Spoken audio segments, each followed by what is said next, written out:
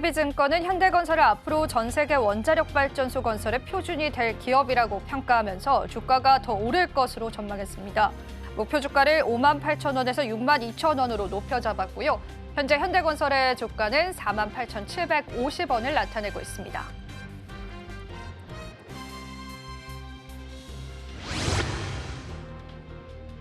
증권가에서 두산 에너빌리티의 목표 주가를 44,000원으로 무려 12% 상향 조정했습니다. SMR 계약 체결 가속화와 대형 원전 시장의 확대 가능성 등으로 장기 실적 추정치를 높여 잡으면서 목표가가 상승했습니다. 두산 에너빌리티는 오늘 5% 넘게 상승합니다.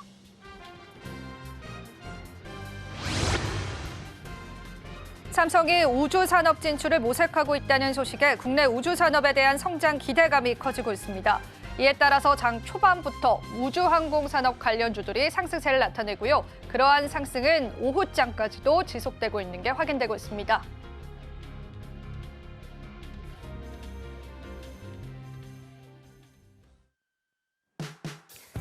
시청자 여러분 안녕하세요. 마켓 쇼쇼쇼 진행을 맡은 이지영입니다. 자, 우리 시장 장마감 향해서 가고 있는 시점인데요. 오전장과 오후장에 어떤 변동성이 있었는지, 그리고 마감 시장이 어떻게 마감되고 또 내일 시장은 어떻게 펼쳐질지 저희와 함께 살펴보시겠습니다. 일단은 지금 현재 지수부터 보실 텐데요. 코스피, 코스닥 지수 현재 구간에서 바로 한번 살펴보시죠. 코스피는 2,600선을 잘 지켜주면서요. 2,625포인트를 나타내고 있고요. 코스닥 지수도 723포인트를 나타냅니다. 하지만 양지수 모두 다 약보합 상승하고 있는데 코스닥이 1%가량, 코스피는 1% 못 미치는 상승률 보여주고 있습니다. 수급 바로 한번 체크해 보겠습니다.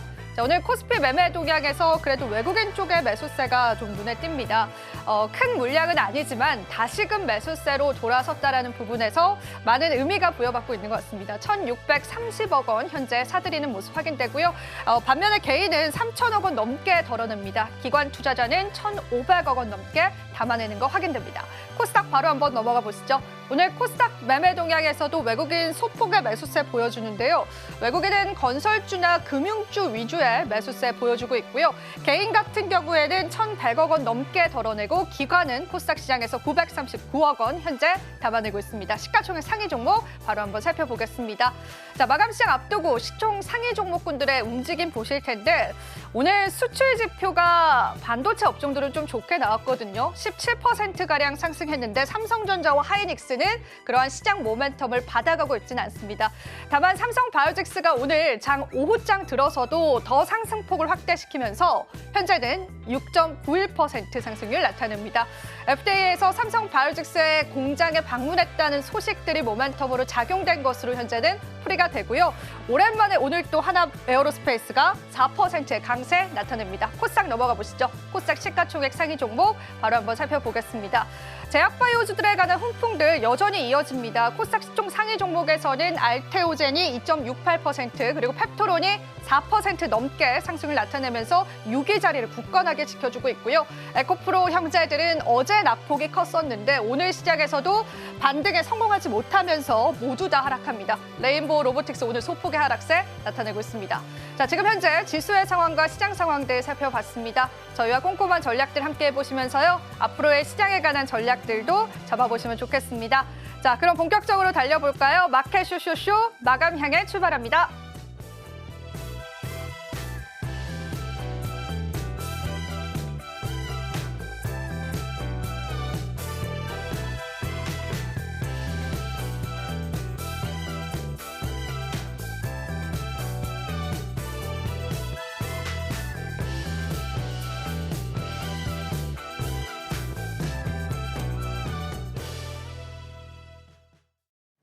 네, 오늘은 저희가 SCTV의 문현진 전문가님 모셨습니다. 전문가님 어서 오세요. 안녕하세요. 네, 오늘 일단 시장부터 좀 진단을 받아보겠습니다. 네, 뭐 시장은 사실 뭐 이렇다 할 만한 이야기가 없어요. 뭐 일단은 다음 대선이죠. 6월 3일 전까지는 뭐 큰 상승세라든가 큰 하락세가 나오지는 않을 것 같고요. 나오게 된다면 약간 지수 조정 정도가 나오지 않을까라고 생각이 좀 듭니다. 사실상 지수가 지금 안 쉬고 꽤나 많이 올라온 타이밍이거든요. 그러다 보니까 이제 조정이 조금 들어갈 수 있다는 것을 염두에 둬야 될 것 같고요. 그냥 이렇게 생각하시면 될 것 같아요. 지금 뭐 4월 9일부터 해서 지금까지 계속해서 논스톱으로 증시가 야금야금씩 올라왔는데 최근 한 일주일 정도 보시게 되면은 주가가 올라오다가 멈춰 있단 말이죠. 제가 길을 걷다가 멈췄을 때 그건 돌아가려고 멈춘 건지 아니면 잠깐 쉬었다가 가려고 하는 건지 그건 알 수가 없죠. 그러니까 지금 여기서 멈춰 있는 단계가 더 올라가려고 멈춰 있는 건지 아니면 내려가려고 멈춰 있는 건지는 우리는 알 수가 없습니다. 결국 시장 판단에 맡겨야 된다라는 건데 여기서 이제 우리는 좀 베팅을 하려고 하는 성향이 좀 있습니다. 많은 분들이 도박을 많이 안 하시다 보니까 갑자기 주식을 하니까 도박처럼 하다 보니 재미가 들렸는지 자꾸 베팅을 하시거든요. 올라갈 거다, 내려갈 거다라는 등의 베팅을 하는데 사실 우리가 이제 투자를 할 때는요, 그냥 안정적인 현금 흐름을 만들어 내놓는 것이 굉장히 중요한데 주식에서 가장 기본적인 현금 흐름 만드는 방법은 올라가면 매도를 하고 내려가면 매수하는 관점으로 접근하는 것이 전 바람직하다라고 생각하시면 됩니다. 그렇기 때문에 최근에 이렇게 올라와 있는 장세 속에서 우리가 해야 되는 것은 불확실성이 굉장히 가득하고 그리고 미국의 신용 등급이 강등된 이후로 그 여파가 어느 정도로 생길지 어떤 여파들이 생기게 될지는 아직도 많은 전문가들 또는 투자의 대가들의 의견들도 분분하거든요. 앞으로 괜찮을 거다 아니면 아니다라는 이야기가 있고요. 어떤 면에서는 또 선반영이 되었다라는 이야기 있는데 사실은 저는 그 선반영되었다 생각하지는 않거든요. 왜냐하면 최근에 증시가 조금 밀려 내려온 거, 다우존스라던가 뭐 나스닥이라던가 이런 쪽에서 밀려 내려왔던 것들은 가만히 생각해 보면 우리가 뭐 미국의 신용 등급이 떨어질 거라 생각하고 주가가 빠진 건 아닙니다. 그러니까 관세 영향으로 빠질 것이다, 경기 침체 이야기로 빠질 것이다라고 생각했던 거지 신용 등급이 빠질 거라고 예측했던 사람들은 거의 아무도 없을 겁니다. 그러니까 뭘 반영을 했는지 잘 모르겠고요. 반영이 안 됐다고 봐야 될 것 같고요. 결국 이거는 지금 반영이 안 된 채로 그냥 흐지부지 넘어가고 있는 과정인 것 같은데 아무래도 관세 협상에 대한 기대감들이 있을 것이고 중국과의 협상이 조금 잘 되어 간다면은 미국 경제뿐만 아니라 전 세계 경제가 좀 잘 올라가지 않을까에 대한 내용인 거죠. 그래서 지금 시장 참가자들은요, 약간 뭐 악재라고 할 만한 요건들, 안 좋아 보이는 뉴스들을요, 애써 외면하고 있다라고 저는 표현을 하고 싶고요. 그러다 보니까 증시는 야금야금 올라가는 형태로 만들어지면서 이렇다 할 만한 주도 섹터, 주도주가 있다라기보다는 결국 테마주들만 급등이 나오고 있다는 거죠. 실체가 모호한 기업들도 굉장히 많고 그건 대형주도 예외 없이 실체가 조금 애매모호한데도 불구하고 주가만 많이 올라가고 있는 그런 기업들 있죠. 그런 기업들은 저는 분할 매도 관점으로 좀 수익을 챙겨 나가거나 역시나 보수적인 접근을 하는 것이 좋다고 생각이 좀 듭니다. 그래서 신고가를 쓰고 올라가고 있는 종목이 혹여나 있다면 여러분들이 분할 매도하시는 게 좋은데 항상 매도하라 하면 지금 다 팔고 끝낸다 생각하시는 분들 많은데요. 절반 정도 매도하거나 3분의 1 정도 매도하거나 4분의 1씩 조금씩 매도하면서 상승을 해 나갈 때마다 팔아치우면서 수확을 하라라는 겁니다. 주식을 할 때 제일 중요한 게 뭡니까? 수확 아닙니까? 그리고 농사랑 전 똑같다고 보는데 농사할 때도 수확철 돼서 그 수확해야 되는 작물들을 보면서 구경만 하고 있으면 그게 내 것이 되지는 않죠. 그러니까 결국 수익이 났을 때 잘 팔았다가 조정이 들어가면은 다시 사는 관점으로 접근하는 것이 어떨까? 결국은 지금은 현금화를 조금 해 나가시면서 비중을 늘려 나가셔라. 그리고 그 현금을 들고 기다리시면은 단순 조정이 들어왔을 때 다시 재매수한다거나 또는 새로운 종목을 매수할 수 있는 기회가 열릴 것이다라고 조언을 드리고 싶습니다. 네, 지금 시장에 맞는 굉장히 적절한 전략들과 함께요. 지금 현재 시장에 관한 진단들 함께 해주셨습니다. 자, 그럼 저희가 오후장 주도 섹터 준비되어 있는데요. 우선은 시장 한 번 더 살펴보고 오도록 하겠습니다. 저희는 잠시 뒤에 다시 찾아뵐게요.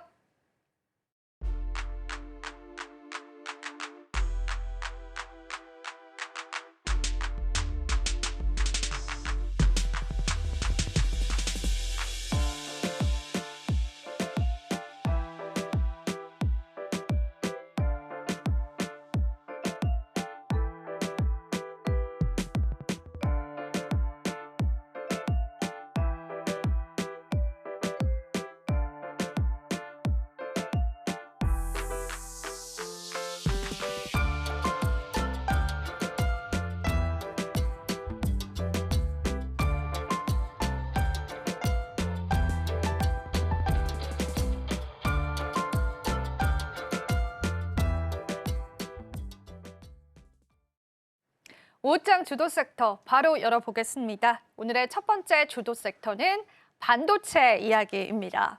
자, 오늘 이런 소식이 전해져 왔습니다. 젠슨항이 SK하이닉스 부스를 방문해서 사인을 하는 그런 사진 저도 봤었는데요. 네. 그런 모멘텀을 반도체 업종들이 가져갈 수 있을지 일단 반도체 업종 전반적으로 어떻게 보고 계실까요?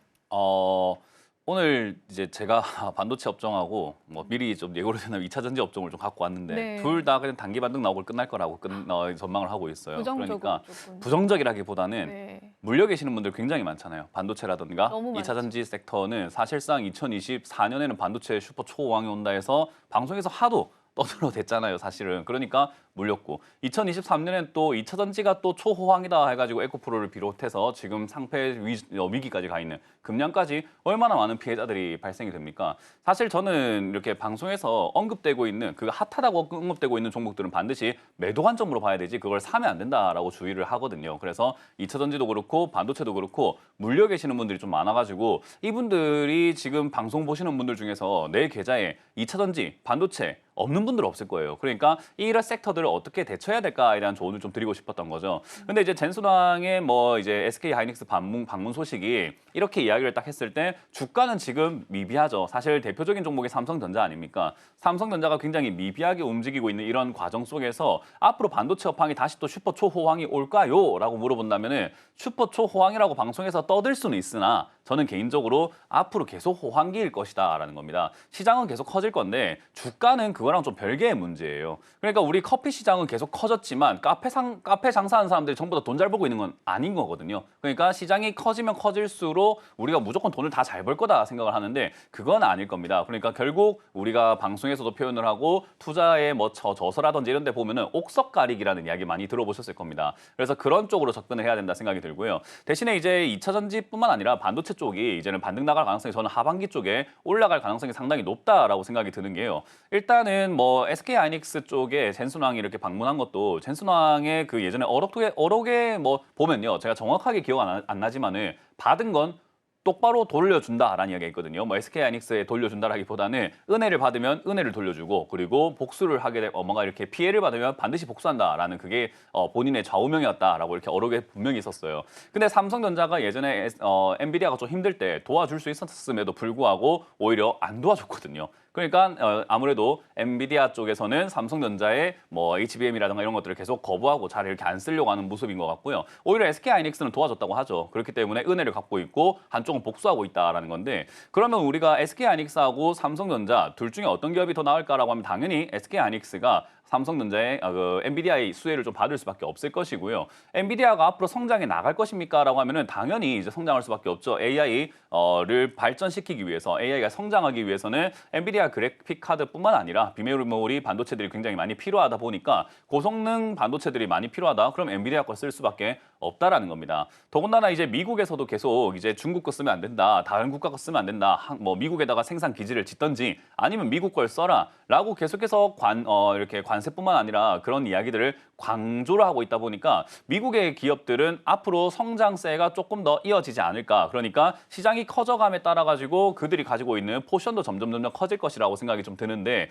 한국은 이제 거기에 좀 종속된 국가라고 볼 수 있을 것 같아요. 거기가 커지면서 우리가 납품을 많이 하면 참 좋을 것 같은데 일본에서도 굉장히 위협적으로 나오고 있죠. 우리도 이제 반도체 하겠다라는 이야기를 하고 있고요. 그리고 이제 아무래도 역시나 뭐 삼성전자는 반도체 이야기를 하게 되면은 파운드리 이야기를 좀 많이 하게 되는데 TSMC가 파운드리를 많이 이렇게 하고 있는 걸 우리가 다 알고 있거든요. 점유율 자체가 굉장히 높아요. 근데 우리가 삼성전자는 파운드리를 왜 하냐? 그리고 다른 국가들에서 다른 업체들은 삼성전자의 파운드리를 왜 쓰냐라고 하면은 여러분 생각해 보세요. TSMC만 쓰게 되면 삼성전자가 파운드리 그만둔다 하는 그 순간 TSMC 독주가 돼서 지금 엔비디아처럼 커져버릴 수 있고 가격 결정권들을 자기가 다 가져버릴 수 있게 되죠. 그러니까 고객사들 입장에서도 TSMC의 일감 몰아주는 것보다는 삼성전자에 옛다 하면서 조금 던져주는 것이 아무래도 생태계 구축에 훨씬 더 도움이 되니까 삼성전자는 늘상 2인자로 살아갈 수밖에 없는 구조를 갖고 있다고 봅니다. 그렇다면 우리나라는 지금 기회인가요? 위기인가요?라고 봤을 때는 전 세계적인 어떤 분위기로 봤을 때는 중국도 잘 크고 있고 일본도 커지려고 하고 있고 미국도 미국 산업을 자꾸 키우려고 하는 것을 우리가 하나하나 살펴보고 파운드리 시장에서 TSMC가 점점 더 활발하게 활동을 하면 할수록 공장 없이도 반도체를 만들 수 있으니 이미 만들어진 반도체를 쓸 바에야 자기들이 제작하는 것이 훨씬 더 나을 수 있죠. 결국 우리나라는 위기라는 겁니다. 삼성전자뿐만 아니라 지금은 반도체 시장은 위기에 가까운 시장이고요. 그러면 이런 상황에서 주가는 어떻게 될 것인가라고 하면은 주가의 이치로만 본다면은 이럼에도 불구하고 위기임에도 불구하고 기회인 것처럼 이렇게 이야기가 많이 나올 거라는 겁니다. 젠슨 왕이 뭐 방문했다. 그리고 반도체 시장이 앞으로 점점 커질 것이다. 그리고 주가만 조금만 올라와 보세요. 방송에서 또 좋다고 떠들 겁니다. 그러면 그때가 우리는 반등의 시기다라고 생각을 합니다. 그런 분위기가 만들어졌을 때 물려 계시는 분들은 탈출을 해야 되는데 물론 이 방송을 전 국민들이 막 진짜 모든 투자자들이 보고 있다라고 한다면 제 말 듣고 안 사면은 지금 물려 있는 분들 탈출 못 합니다. 그러니까 그런 안 보고 있는 분들이 탈출할 때 이 방송을 보고 계시는 분들은 탈출할 수 있는 그 여건을 만들어야 되고 그분들이 사줄 때 우리는 비싸게 팔고 나가서 이제는 여러분들이 물릴 것이 아니라 그들이 물려야 된다. 이게 주식시장의 생태계입니다. 그렇기 때문에 마지막 폭탄을 여러분들이 쥐고 계시지 마시고 저는 이번 반등이 나갈 때 탈출할 수 있는 시기가 분명 올 것이다. 분위기가 그렇게 만들어질 것 같다. 그 말은 하반기 쪽에 이런 반도체 시장에 대한 호황 그리고 관세에 대한 영향력이 조금 줄어들었다라는 이야기들이 좀 들려 들어오고 그리고 최근에도 뉴스를 보시게 되면 반도체 디램 가격이 올라갔다. 이런 이야기 많이 보이면서 삼성전자 꿈틀거리나 SK하이닉스 다시 벼뜨나 이런 이야기 많이 나오잖아요. 그렇게 기대감을 조금 이렇게 만들어 놓고 투자자들을 모집을 해서 비싸게 팔아낼 수 있는 구간이 저는 올 거라 봅니다. 그래서 이 뉴스를 보고는 여러분들이 탈출할 수 있는 탈출구가 생길 것 같으니 전략을 좀 치밀하게 짜놓는 것이 좋다라고 조언을 드리고 싶은 거죠. 네, 뉴스 자체를 우리가 소화해야 하는 과정에서요. 일단 탈출의 기회로 좀 모색해 보자라고 말씀을 해주셨는데 사실 많은 분들이 또 시장에서 호재 뉴스로 받아들여졌습니다. 하지만 안타까운 건 오늘 시장에 가격적으로는 바로 반영이 되진 않는 것 같아요. 그래서 어느 정도 또 기간을 두고 반등의 기회를 우리가 좀 노려봐야 될 것 같은데 일단 오늘 이제 전문가님 수출 지표가 좋게 나왔음에도 이렇게 상승을 하지 않고 또 엔비디아 젠슨왕 이야기가 나왔는데도 반도체 업종들이 상승하지 않잖아요. 그러면은 언제쯤 조금 구체적으로 이게 이렇게 딱 올라올 때 우리가 탈출의 기회를 잡을 수 있을까라고 보실까요? 그거는 이제 맞출 수가 없는 영역이지만 일단 단순히 생각해 볼 때 하반기가 될 가능성이 저는 상당히 높다고 봅니다. 네. 왜냐하면 일단 지금 수출 지표가 잘 나왔다는 건 대부분 다 알고 계실 거예요. 작년 연말이죠. 연말에 관세 때문에 밀어넣기를 엄청나게 했거든요. 예, 맞아요. 그러니까 다른 국가에서도 야 관세 붙으면 이거 비싸진다. 그러니까 막 사놓자 하면서 사재기를 많이 했고 우리나라 입장에서도 야 관세 붙으면 이거 수출 안 되는 거 아니야? 그러니까 미리미리 좀 많이 보내놓자 해가지고 업종에서 업계들끼리 서로 그냥 약간 이렇게 암묵적으로 좀 동의를 하면서 밀어넣기를 좀 많이 해놨어요. 그러다 보니까 매출이 아주 많이 나오는 그런 그림이 나왔던 건데 그게 이제 대부분 다 알고 있다 보니까 그리고 그런 내용들을 이미 시장에서 대부분 이해를 하고 있다 보니까 이렇게 아무래도 이제 기저효과라고 하죠. 앞쪽이 이렇게 너무 좋아지게 되면 반대쪽으로 또 안 좋아질 거 아닙니까? 그래서 앞으로 안 좋아질 걸 생각해서 약간 선반영하고 있는 것이 아닌가 생각이 들고요. 관세에 대한 영향력이 지금은 이제 유예잖아요. 사실 7월쯤 돼서 다시 한번 보편적 관세를 다시 하겠다라는 이야기를 해놨던 거기 때문에 그때쯤 돼봐야 알 수 있는 내용이고 그때까지 저는 이 관세가 트럼프 대통령이 관세를 무조건 부과시켜가지고 너희한테 무조건 돈을 뜯겠어라는 개념보다는 관세 부과할 테니 나랑 협상 좀 하지 않을래? 그러면 내가 협상하는 거 보고 네가 뭐 하는지 보고 조금 깎아줄 수도 있어라는 쪽으로 보고 있는 것 같아요. 그래서 이제 관세가 아무래도 위협적이라기보다는 관세는 결국 지나가는 바람 정도로 흘러갈 것 같고요. 이제 이런 관세가 뉴 노멀 시대라고 하죠. 결국은 갑자기 등장은 하긴 했지만 이제 우리가 받아들여야 되는 현실이 돼버렸잖아요. 그러니까 시장이 많이 희석이 될 것이다. 그러고 나면은 이제 수출이 갑자기 확 늘었다가 확 줄어들었다가 하는 그 변동성이 줄어들게 되면서 조금 이렇게 안정권으로 바뀌어 나가게 될 텐데 그때쯤 돼도 반도체는 시장 자체가 점점 켜지고 있고요. 그리고 지금 미국에서도 그렇고 우리나라에서도 그렇고 AI 데이터 센터 짓는다는 이야기를 정말 많이 하고 있거든요. 그러니까 반도체가 팔려 나갈 가능성은 굉장히 높다라고 봅니다. 이제 그런 것들이 뉴스에 반영이 돼야 되거든요. 그러니까 지금 저 혼자 이렇게 추측을 하고 예상을 하는 것은 미리 그 옥석을 가리기 위한 또는 올라갈 거라고 예상을 하기 위한 내용이지 제가 말하는 내용들이 비스무리하게라도 하반기에 뉴스로 나오면 이미 주가는 삼성전자로 친다면 지금 5만 5천 원 있지만 6만 원이든 7만 원이든 8만 원까지 올라가 있겠죠. 그때 현혹되지 마라 이 말입니다. 그때 또 이런 뉴스가 있고 저렇게 좋다고 하니까 네. 또 사고 야 가져가야 되겠는데 그러니까요. 팔면 안 되겠다. 이러면 안 된다 이 말인 겁니다. 네, 알겠습니다. 그러니까 우리가 또 오히려 호재에 또 팔고 떠나는 그런 투자의 지혜가 좀 필요할 것 같습니다. 하반기쯤 좀 예상된다고 하니까요. 여러분들 호흡 조금 길게 두시고 언제 우리가 또 그런 시그널이 나오는지는요. 추가적으로 전문가님이랑 이야기 좀 나눠보겠습니다. 자, 그러면은 두 번째 주도 섹터 바로 좀 넘어가 보겠습니다. 오늘 두 번째 주도 섹터는 앞서서 저희가 예고해드린 것처럼 2차 전지 쪽 보겠습니다. 이제 신저가 계속되고 있습니다. LG에서도 공모가 하회하고 있고요. 부정적으로 보실 수밖에 없겠죠. 저는 이런 게 좋아 보이거든요. 그래요? 오히려요? 이제 네. 뭐 요즘에 이제 사람들이 이야기하는 뭐 조선, 뭐 원자력. 네. 저는 이런 거는 쉽게 생각하면 소문난 잔치잖아요. 근데 그렇죠. 거기에 먹을 게 뭐가 더 있습니까? 네. 들고 있는 사람들이 즐겨야 되는 단계거든요. 그러니까 쉽게 생각하면 지금 우리 강남에 옛날에 80년대, 90년대 땅 샀던 사람들 지금 돈 벌었다는 이야기 다들 아시잖아요. 저도 그 당시에 저희 할아버지가 뭐 아버지가 땅을 있었으면 제가 이 방송하겠습니까? 그냥 뭐 슈퍼카 타고 다니면서 놀고 다니겠죠. 근데 그때 돈 벌었던 방식이라 해서 와 지금 강남 땅 좋아 보니까 지금 사야지 한다고 해서 돈이 벌리는 건 아닌 거거든요. 그러니까 지금 올라온 기업들은요. 들고 있는 사람들이 즐겨야 되는 영역인데 내가 그게 배가 아프다 보니까 지금이라도 나도 조금이라도 한번 먹어볼까 하고 들어가는 게 우리가 이제 불나방 매매라고 하잖아요. 근데 반대로 우리가 주가가 내려와 있는 건 사서 들고 있는 사람들 전부 다 물려 있다라는 거거든요. 그러니까 지금이 가장 싸다라는 거예요. 가장 싸기 때문에 올라갈 가능성이 상당히 높다라는 것을 의미하기 때문에요. 올라갔을 때 우리가 수익을 챙길 구간도 굉장히 많아진다라는 것을 의미하겠죠. 실제로 우리가 똑같은 10,000원이 올라간다 하더라도 10만 원에서 11만 원이 되면 10%밖에 주가가 올라가는 게 아니지만 10,000원이 2만 원 되면 100% 올라가는 겁니다. 그러니까 주가가 싸면 수익 낼 수 있는 그 공간이 굉장히 많아진다라는 거예요. 근데 2차 전지가 지금 굉장히 오랫동안 쉬었어요. 2023년 붐이 일어나고 난 다음에 사실상 굉장히 오랫동안 이렇게 쉬어 있다라고 보시면 되고요. 주가는 신저가를 기록하고 있기 때문에 이거를 사서 최근 근 한 3년간 사셨던 분들은 수익 나는 사람이 아무도 없다라는 걸 의미하겠죠. 그렇다는 말은 전부 다 물려 있다는 거기 때문에 싸게 팔 가능성이 높은 자리들이 지금이라는 겁니다. 그럼 2차 전지 들고 있는 사람들이 싸게 판다? 그 말은 반대로 이야기하면 나는 싸게 살 수 있다는 거죠. 반대로 아까 반도체는 내가 비싸게 판다, 상대방은 비싸게 산다라는 개념이죠. 주식은 승부하는 개념입니다. 그렇기 때문에 지금 2차 전지 물려 계시는 분들은 내가 지금 탈출하고자 뺏기려고 하지 마시고 지금 이 물려 있는 자리들 굉장히 싸게 떨어져 있는 2차 전지들을요. 세력들 입장에서는 또는 큰 손들 입장에서는 뺏고 싶습니다. 여러분들한테. 그리고 자기들이 끌어올릴 때 결국은 또 좋다 하면서 끌어올려야 팔아먹을 수 있잖아요. 그러니까 지금부터 좋아 보이는 뉴스들이 서서히 보이기 시작한다는 거죠. 최근에 뭐 양극재 뭐 관련 이야기들이 좀 나오고 있는데 양극재 가격들이 좀 올라가고 있다. 가격 상승이 좀 이렇게 일어나고 있다라는 이야기들과 최근에 현대차가 이제 뭐 전기차 생산을 하는 게 수요가 없다 보니까 중단을 했다라는 얘기 나오고 있죠. 이런 악재들이 나올 때가 가장 좋을 때입니다. 저는 주식을 배울 때 악재 플러스 악재는 호재라고 배웠어요. 그러니까 악재에다가 악재가 나오면 이거는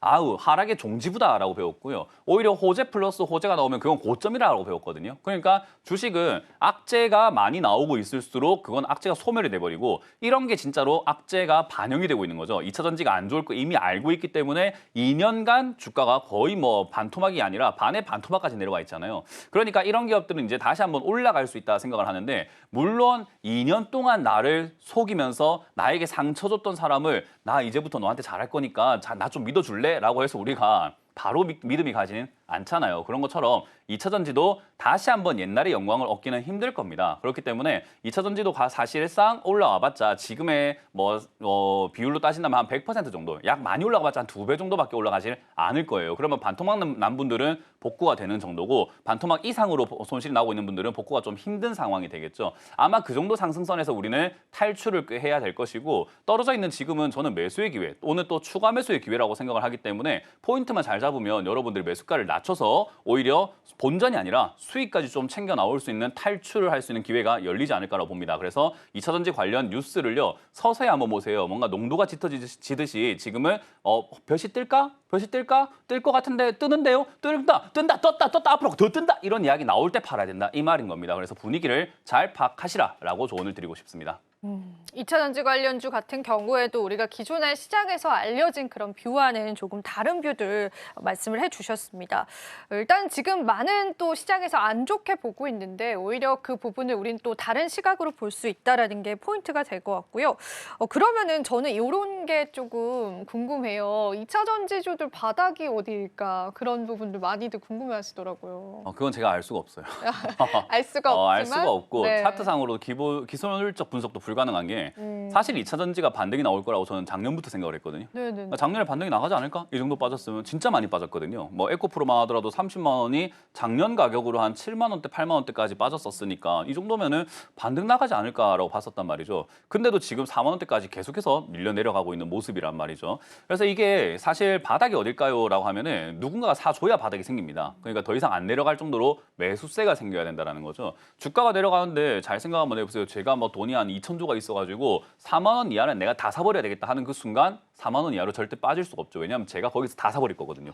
그러니까 누군가 사는 사람이 등장을 해야 올라갈 수 있는데 아까 말씀드린 것처럼 지금과 같은 분위기에서는 방송에서도 안 좋다고 그러지 많은 전문가들도 저 빼고는 거의 다 안 좋다. 2차전지 지금 뭐 힘들다. 반등의 기미가 좀 없어 보인다라는 이야기도 많이 할 거고 상담 방송이라든가 이런 것들 본다 하더라도 이런 거 그냥 정리하시고 다른 거 갈아타는 게 어떻겠습니까라는 조언들이 굉장히 많을 거고 그리고 우리 커뮤니티에서도 2차전지는 지금 가망이 없어 보입니다라는 이야기가 많이 나온단 말이죠. 그럼에도 불구하고 저는 지금 시기가 이제 바닥을 잡을 가능성이 상당히 높다라고 보고 있는 건요. 이 최근 2년간의 뉴스를 보면요. 안 좋다는 이야기만 나왔었는데 아까 말씀드린 것처럼 최근 뉴스를 보게 되면 양극재가 볕이 뜰 수 있다.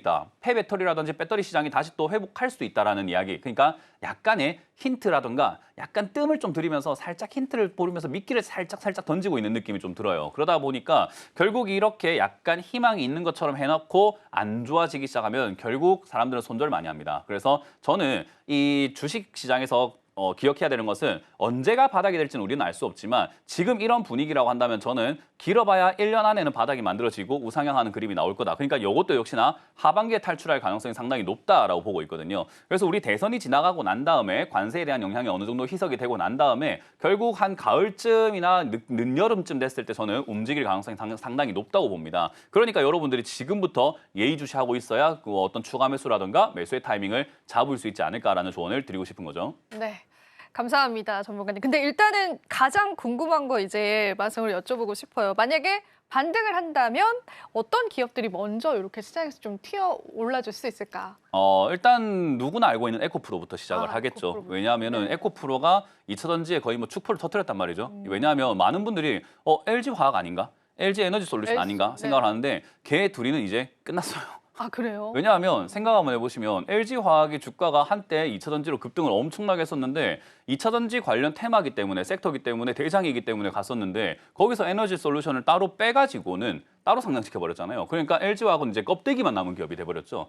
물론 뭐 지분 관계상 약간의 수혜를 받는 기업이 되겠지만 실질적으로는 우리가 라면집, 그냥 분식집을 갔는데 라면을 맛있게 잘하는 집입니다. 그래서 뭐 다른 떡볶이, 돈가스 이런 것들 잘하긴 하지만 라면을 너무 잘해서 사람들이 라면 먹으려고 줄 섰는데 이제 라면을 똑 떼가지고 메뉴에서 없애버리고 라면집을 따로 차리겠습니다 하는 거랑 똑같은 개념이 돼버린 거죠. 그럼 그 분식집을 갈 이유가 없다라는 거죠. 그래서 LG화학을 많이 기대하고 계시는 분들도 있겠지만 저는 그렇진 않을 거라 보고요. 물론 뭐 상승세에서는 약하게는 따라갈 수는 있겠지만 대장은 이제 에코프로가 돼버렸고 에코프로 BM이라든가 에코프로 머티와 같은 에코프로 관련주들이 될 가능성이 상당히 높다고 보고요.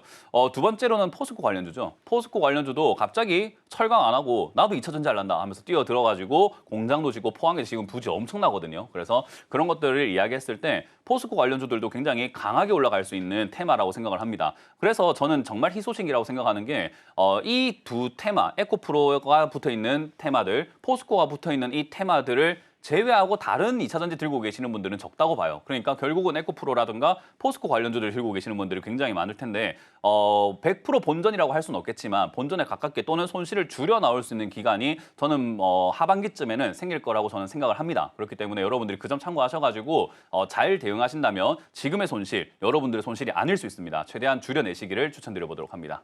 네, 반등 시에는 에코프로와 에코프로 BM 쪽으로의 반등 양상이 조금 더 뚜렷할 것이다. 그런 이야기 들었고요. 우리 이제 투자자분들이 많이 기대하시는 LG 에너지솔루션과 LG 화학 같은 경우에는 굉장히 비관적인 그러한 이야기들 좀 해주셨습니다.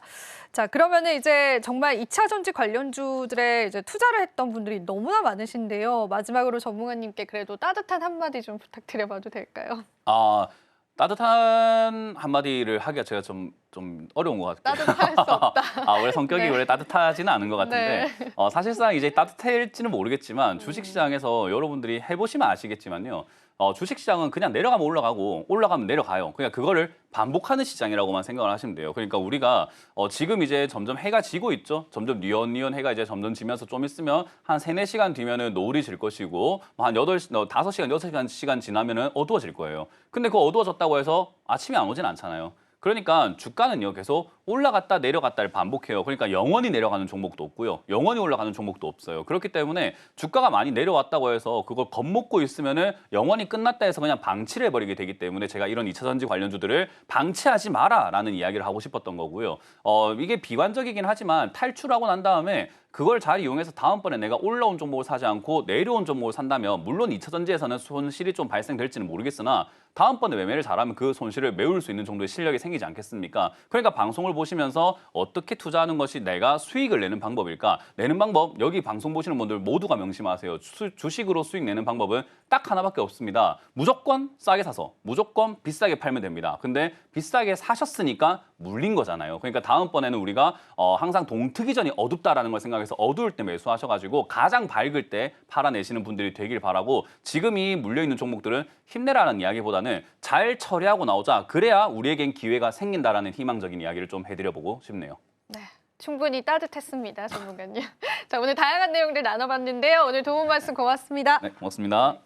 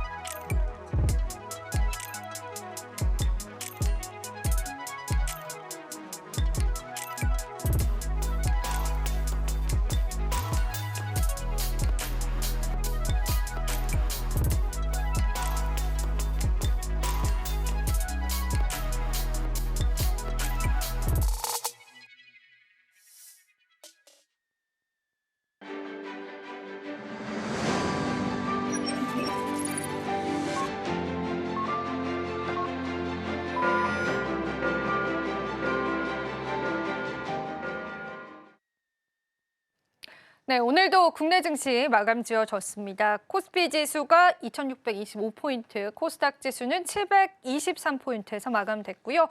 외인과 기관의 동반 순매수가 양지수에 들어왔던 시장이었습니다. 오늘 마감 시장 전략과 내일장 전략들 함께해 주실 분 소개해 드릴게요. SCTV의 김선규 전문가님 모셨습니다. 어서 오십시오. 안녕하세요. 네, 오늘 마감 브리핑 전문가님께 부탁드려 보겠습니다. 상세한 분석 좀 부탁드립니다. 네, 오늘 생각보다 좀 괜찮은 움직임이 보였습니다. 그래서 코스피와 코스피 양대 지수 모두 지금 보면은 외국인과 기관의 양 매수가 들어왔는데 역시 거기에 대해 가지고서 많은 분들이 기대를 하고 있지만 생각보다 수급은 그렇게 크게 올라오진 않았던. 그래서 봤을 때는 분명히 지수가 상승을 했는데 그리고 내 종목도 올라가긴 했는데 생각보다 많이 안 올라가서 조금 아쉬웠던 그런 증시라고 보시면 되겠고요.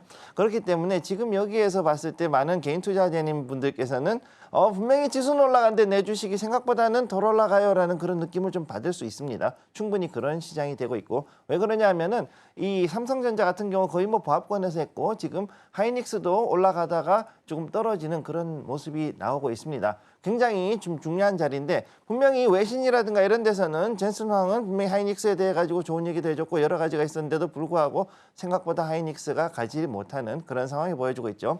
제가 지금 가져온 차트를 잠깐 보시게 되면은 꽤 어려운 좀 움직임이 나올 수 있다는 걸 볼 수가 있습니다.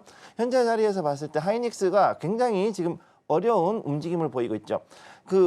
그동안에 오르락내리락하고 굉장히 크게 파동을 주면서 이렇게 가고 있는데 지금 자리를 보시게 되면은 아주 완만한 하락 추세를 만들면서 이렇게 트렌드라 그러죠. 하락 추세를 만들면서 굉장히 큰 파도를 그리고 있는 걸 볼 수가 있습니다. 즉 이 자리에서 왔을 때는 이제는 어느 정도 다시금 그 기관의 물량이 나오고 그다음에 이것을 개인과 그다음에 외국인들이 다시 받아주는 자리에 와 있는데 문제는 뭐냐면 이렇게 큰 흐름이 왔을 경우에는 장기 투자를 하시는 분이 아니라 그러면 개인들 같은 경우 그동안의 상승 추세를 봤다가 또다시 크게 손실을 볼 수 있는 그런 자리에 와 있기 때문에 이 개인 투자자들 같은 경우는 상당한 주의를 하셔야 된다. 즉 여기에서는 우리가 봤을 때는 당분간 그 반도체 특히 이 AI 관련된 칩 관련된 종목들에 대해서는 조금 조심을 하면서 접근할 필요가 있겠다 이렇게 말씀을 드리고 싶고요. 거기에 비해서 오늘 같은 경우 특히 그 제약바이오라든가 증권이라든가 아니면은 그동안에 계속해가지고 올라갔었던 종목들 특히 이제 그 원전이라든가 아니면 신재생 관련된 종목들이 계속 움직이고 있기 때문에 여기에 좀 더 주목을 하시는 것이 좋겠습니다. 예, 좋습니다. 상세한 또 국내 증시 분석 이어갔다면 미증시 분석도 한번 들어볼게요. 미국 증시와 또 우리 증시의 연관성이 있기 때문에 자세히 나눠보면 좋을 텐데요. 현재 뉴욕 증시 어떻게 또 보고 계실까요, 전문가님? 네, 그 지금까지 계속해서 말씀드렸지만 지금 저항대에 와 있다라고 말씀을 드렸죠. 상당히 중요한데 이 저항대를 뚫어내기 위해서는 더 좋은 실적과 그다음에 앞으로 여기에 대해서 더 강력한 어떤 그 모멘텀이 발생해야 된다. 정확히 얘기하면은 컨센서스에서 앞으로 그 칩 메이커들 즉 엔비디아를 비롯해 가지고 그다음에 그 브로드컴, 에브고라든가 아니면은 그 퀄컴이라든가 그다음에 또 이제 여기에 맞춰서 인텔, 그다음에 텍사스 인스트루멘트, ARM 이런 종목들이 같이 움직일 수 있는 어떤 하나의 그 모멘텀이 존재를 해야 되는데 지금 현재 가장 큰 문제가 뭐냐면 AI 칩에 대해 가지고서 미국과 중국이 굉장히 서로 각을 세우고 지금 되게 굉장히 좀 분쟁이 심해지고 있는 그런 모습을 볼 수가 있죠.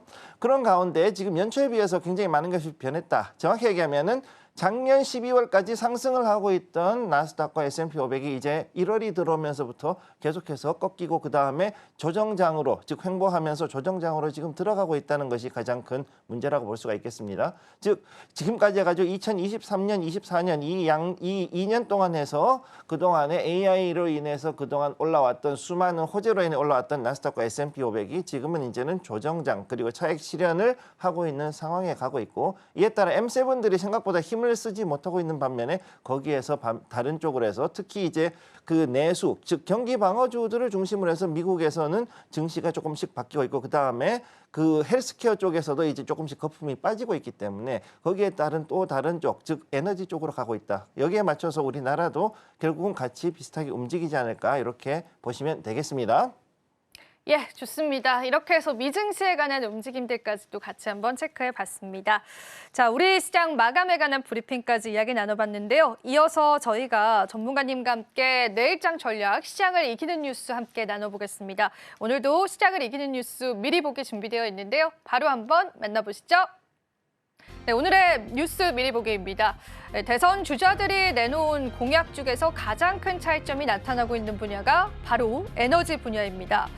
각각 후보진들의 다른 전략들이 나오는데요. 재생에너지를 근간으로 햇빛 발암연금을 내세우고 있기도 하고 또 국민의힘 후보는 전력 생산에서 원전 비중을 60%까지 높여서 전기요금을 반값으로 낮추겠다라는 공약이 나와주고 있습니다. 각기 다른 공약 속에서 관련주들의 움직임들도 상이한 모습들 보여주는데요. 섹터별로는 원전과 신재생 그리고 전력망과 전기요금으로 나눠서 우리가 시장을 분석해보면 좋을 것 같습니다. 오늘 시장을 이기는 뉴스 같이 한번 살펴보도록 하겠습니다. 시장을 이기는 뉴스의 주제, 그럼 바로 한번 열어보시죠. 오늘 시장을 이기는 뉴스 주제입니다. 6월 대선에 에너지주들이 들썩합니다. 어느 쪽에 우리는 포커스를 둬야 될까요? 저도 사실은 좀 헷갈리는 부분이 있더라고요. 우리가 또 앞으로의 시나리오도 좀 봐야 될 것 같고요. 일단 에너지 중에서 어느 쪽 좋게 보실까요, 전문가님? 지금 현재 여기에서 우리가 봐야 될 거는 첫 번째 전기본이라 그러죠. 전력 기본 계획이라는 게 있어요. 국가에서 나오는 거. 그러면 이 전력 기본 계획, 즉 전기본이 어떤 식으로 나와 있는가를 정확하게 하는 것이 바로 첫 번째 요소가 되겠는데 지금까지 했을 때 그 기존에 있던 그 국민의힘 쪽, 그러니까 그 보수 쪽에서 얘기했던 것은 이 원전을 그동안에 조금 더 늘리자 그랬는데 한 기 정도 더 늘렸습니다. 전기본에서. 그리고 그 이전에는 이제 그 진보적이었던 우리 민주당 쪽에서는 그런 신재생 에너지를 그동안 밀었기 때문에 그동안에 작았던 5% 미만이었던 신재생 에너지가 대략 한 2배 정도가 늘어났죠. 지금까지 해서.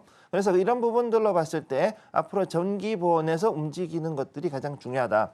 자, 그래서 여기에 맞춰가지고 지금 현재 뭐 대선 공약이 나와 있는데 여기는 중요한 건 경제적인 부분이기 때문에 경제에서 우선 여러분들께서 알아야 될 건 첫 번째 탈탄소적인 움직임, 쉽게 얘기해서 석탄 화력은 이제는 사양으로 들어가야 된다는 것에 대해서는 양당이 모두 공히 그거에 대해서는 인식을 같이 하고 있다. 이거는 여러분들이 알고 계셔야 되는데 단지 여기에서 그러면은 우리가 신재생 에너지로 갈 것이냐 아니면은 원전 쪽으로 갈 것이냐 이런 부분에 대한 것이 가장 중요하다. 우선 이걸 먼저 말씀을 드리고 싶습니다. 자, 그리고 난 다음에 두 번째로 봐야 될 건 뭐냐 하면은 그러면은 신재생 에너지하고 그다음 원전하고 좋은 것이 뭐고 나쁜 것이 뭐냐 장단점을 정확히 알아야 되는 거죠. 그러면 여기에서 이걸 알아야 되는데 생산 단가 부분에서는 압도적으로 원전이 앞섭니다. 불행히도. 네. 아무튼 방사능에 의한 위험을 제외하고는 거의 모든 분야에 있어 가지고서 원전이 절대적으로 가격이라든가 경제적인 측면에서는 앞서고 그 대신 친환경 재생에너지 같은 경우에는 거기에 대해 가지고서는 좀 더 그 위험이 적고 그리고 친환경적이다라는 것은 일단은 모두가 다 장점으로 보고 있는데 여기에 대해서 제한적인 발전이 되고 그다음에 여기에 따른 유지 보수비가 상당히 발생할 수 있다는 것이 이제 관건이 되는 거죠. 그렇기 때문에 그 여기에 대한 그 유지 보수비 때문에 현재 기금을 만든다라고 하는 것이고 그다음에 또 한쪽에서는 원전은 그래도 지금 당장 필요한 대규모의 에너지 소비가 중심이기 때문에 여기에를 맞춰서 가기 위해서는 원전을 증설해야 되고 특히나 원전 같은 경우에는 건설회사가 굉장히 많이 관여가 됩니다. 실제로. 그래서 건설 경기 회복을 위해서도 지금 현재 집을 더 짓지 못한다 그러면은 원전 설비를 증설하는 게 오히려 필수가 될 수 있다라고 보시면 되겠습니다. 네. 확실히 우리가 또 원전 쪽에 비중을 싣고 있는 그런 부분이 있고 또 반대로 탈탄소 그리고 친재생에너지, 태양광이라든지 풍력 쪽에 비중을 싣고 있는 그런 분야가 있다는 관점에서 보시면 좋겠고요. 그래도 계속 거론이 되는 게 이제 원전 쪽인 것 같습니다. 원전 쪽 같은 경우에는 일단은 뭐 AI 데이터 센터 관련해서 전문가님이 일전에도 짚어주신 바가 있는데 관련해서 이제 전력을 좀 해소할 수 있는 키가 되기도 하고 정책적인 부분들까지도 맞물립니다. 만약에 전문가님이라면 내가 신재생 에너지에 투자를 하고 싶다. 그런데 이제 뭐 태양광 풍력이 있고 그리고 원전이 있다라고 한다면 어느 쪽에 좀 베팅을 하고 싶으세요?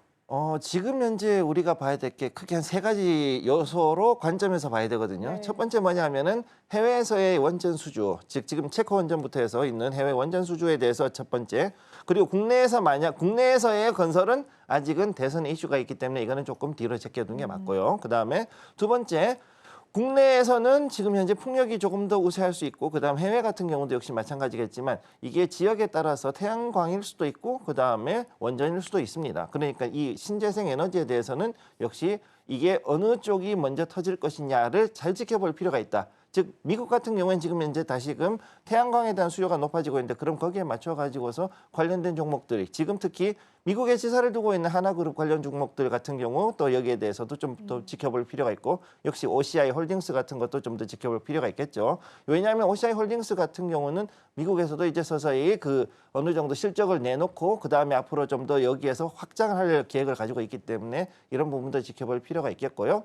그리고 마지막으로 봐야 될 게 세 번째는 뭐냐면은 전기차입니다. 그래요? 네, 왜냐하면은 전기차의 수요가 늘어난다라는 것의 뜻은 뭐냐면은요, 엄청나게 많은 순간적인 그 에너지 수요가 폭증합니다. 특히 무슨 얘기냐면 심야 전력에 대한 이야기인데 예전에는 심야 전기가 쌓고 심야 전력에 대해서는 여유가 많았기 때문에 굉장히 우리가 쉽게 갔지 않습니까? 그랬는데 지금은 어떻게 되냐면은 심야에 우리가 어떻게 하느냐, 자동차를 충전기를 꽂아놓고 자요. 그렇죠. 네. 그죠? 그런 게 이제 몇만 대가 지금 그러고 있으니까 갑자기 그 원전 한두 개 정도가 계속 돌아가야 되는. 아, 그렇겠네요. 그렇죠. 그 수요 때문에 보급이 많아졌으니까요. 그렇죠? 보급이 많아졌으면 그만큼 전력 수요는 늘어나고 그러면은 거기에 대해서 어떻게 하냐? 이게 차를 다 이제 그렇게 꽂아놓고 있다 보면은 거기에 따라서 전력망도 그만큼 더 확충이 되지 않으면 안 되고 이런 부분들로 봐야 된다는 거죠. 그래서 지금 2025년이 되는 이 시점이 되었을 때 대략 한 5년에서 10년 전과 무엇이 다르냐 했을 때는 전기차가 먼저 늘어나고 그다음에 우리가 너무나 많은 그 데이터 센터라든가 아니면 이런 그 우리가 알고 있는 AI로 인해 가지고 엄청난 전력을 사용하면서 데이터 센터와 그다음에 우리가 사용하는 이런 전력 사용량이 급증했다는 거죠. 그러면 그런 것을 기존에 있던 즉 20, 30년 전에 만들었던 전력망으로는 도저히 감당할 수 없는 시기가 조만간 도래한다라는 것을 여러분들이 기억하시면 되겠습니다. 그러니까 전반적인 틀 자체는 전기에 관한 수요량은 굉장히 이제 증폭을 할 것인데 그 전기를 어떻게 우리가 충당을 할 것이냐 그런 또 문제점에서 시작됐던 신재생에너지 관련주들입니다. 그러면은 최근의 주가 흐름은 이제 신재생에너지 쪽에 좀 차익 실현 매물이 나오는 것 같거든요. 사실 이게 뭐 우리 시장에서는 이제 조기 대선 앞두고 그런 움직임이 좀 나왔던 것 같은데 그래서 이미 이제 시장에 다 반영이 받은 거 아니냐, 이제 추가 모멘텀이 있을까? 보수적으로 본다면요, 어떻게 보세요? 저는 일단 이거에 대해서는 현재 반반으로 보고 약간은 좀 조심스럽게 접근할 필요는 있다고 보고 있습니다. 네. 단 여기에서 우리가 봐야 되는 거 두 가지인데 첫 번째는 뭐냐면은 해외 수출.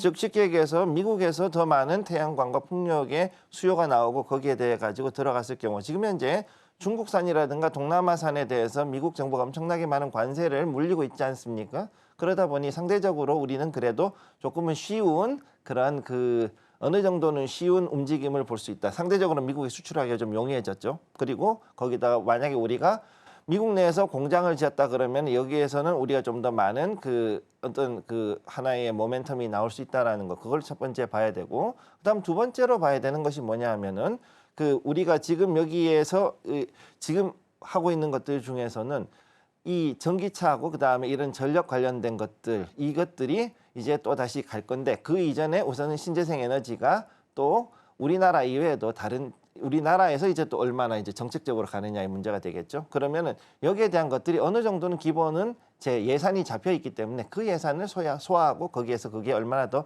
늘어날 수 있겠느냐. 이게 가장 중요한 포인트라고 보시면 되겠습니다. 네, 좋습니다. 앞으로의 또 섹터적인 전망들 살펴봤다라고 한다면은 우리가 전문가님의 최선호주를 좀 이야기를 나누면서요. 구체적인 시장의 투자 전략들을 좀 잡아보는 게 좋겠습니다.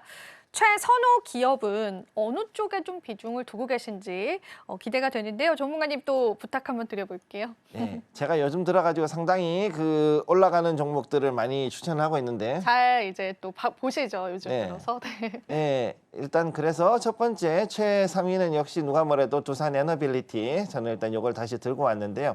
오늘도 처음에는 좀 떨어지는 것 같다가 지금 현재 봤을 때 저항대를 돌파하고 올라가는 모습 보여주고 있습니다. 상당히 재밌는데 제가 봤을 때 이 종목 같은 경우는 우선 전력산업 관련해 가지고서 굉장히 중요한 부분도 있지만 이 회사의 강점은 뭐냐면 바로 플랜트 중심이라는 겁니다. 자, 그래서 제가 봤을 때는 이 회사가 가지고 있는 것들 가스 플랜트, 그다음 IWPP라 부르는 담수화 발전이라 그래서 물을 만들어내면서 동시에 전기를 만들어내는 즉 중동 지역에 특화가 되어 있는 이 IWPP라는 플랜트를 엄청나게 많이 만들고 그다음에 가장 큰 대용량으로 만들어낸 그 실적을 가지고 있는 게 두산 에너빌리티이고요. 그다음에 또 여기 보시게 되면은 그 이외에도 또 이제 전력 산업의 향방과 무관하게 여기도 신재생 에너지 사업 분야가 또 따로 있습니다. 그렇기 때문에 원전 이외에도 신재생 사업 분야에서 또 다시 실적을 낼 수 있는 여지가 있기 때문에 충분히 이 회사 같은 경우는 앞으로도 전력이 원전이든 신재생이든 상관없이 충분히 볼 수 있는 그런 여지가 있다. 첫 번째 그걸 말씀을 드릴 수 있고요. 그다음에 체코 원전 수주를 했을 때 거기에 대한 수혜도 첫 번 또 기대를 할 수가 있고 그다음에 또 보시면은 이 실적 면에서 봤을 때 2023년 이후에 흑자로 전환을 했습니다. 그동안 해가지고서는 한 2008년도부터 계속 주가가 빠져가지고 거의 한 10년 이상 엄청나게 고생하셨죠. 그랬는데 바닥을 잡고 드디어 이제 작년부터 올라오기 시작하는 것을 봤고 그다음에 수직성이 지금 개선이 되어서 그야말로 크게 돌아 들어가는 원형 바닥을 이제 잡아가는 그 자리에 있습니다. 그렇기 때문에 제가 봤을 때는 두산 에너빌리티는 앞으로도 충분히 더 올라갈 수 있는 여지가 있고 단 지금 현재 저항대를 한번 돌파를 하긴 했지만은 하루 정도 더 지켜보시고 그때부터 서서히 매집에 들어가시면은 좋은 결과가 나올 수 있을 것이라고 보고 있습니다. 오늘 최선호 기업은 두산 에너빌리티가 되겠는데요. 일단 두산 에너빌리티 같은 경우에는 신재생 관련 기업인 거 많은 분들 좀 아실 텐데 체코 원전 수주 시에 수혜도 좀 예상이 되고 있고 흑자 전환이다라고 하는 그런 시장의 실적적인 모멘텀들까지도 여러분들 확인을 해보실 수 있을 것 같습니다. 조금만 더 구체적으로 우리가 전략을 좀 잡아볼 수 있을까요? 왜냐하면 신고가 영역들을 이제 계속 기록을 하고 있다 보니까 약간의 부담스러움이 조금은 있는 것 같은데요, 전문가님. 그렇죠. 네. 원래 이 종목의 최고점이 얼마였냐면 18만 원이었거든요. 근데 지금 현재 자리가 얼마냐면 한 4만 원 안지가 안 되고 있죠. 3만 원, 9천 원 정도, 39,100원대 이 자리에서 지금 움직이는 걸 볼 수가 있습니다. 즉 예전 고점에 비했을 때 20% 정도 영역에 들어왔다 그러면은 여기에서 이전에 있던 있던 저항대를 오늘 이제 돌파를 했어요.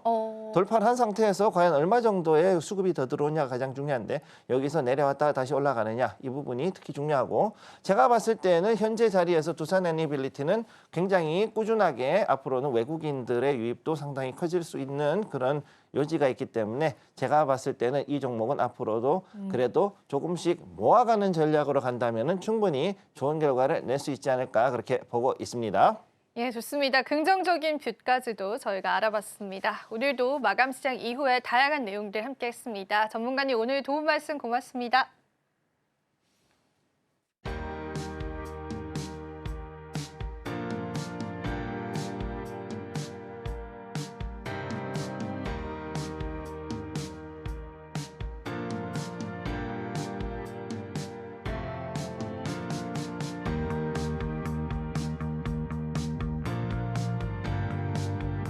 오늘도 시장을 위한 다양한 인사이트들 함께했습니다. 도움 되셨을 시간이기를 진심으로 바라보겠습니다. 또 저희 방송 제공해드리는 정보는 투자 판단에 대한 조언일 뿐입니다. 가치 판단과 상승 하락 보장하고 있지는 않다라는 점 유의 부탁드릴게요.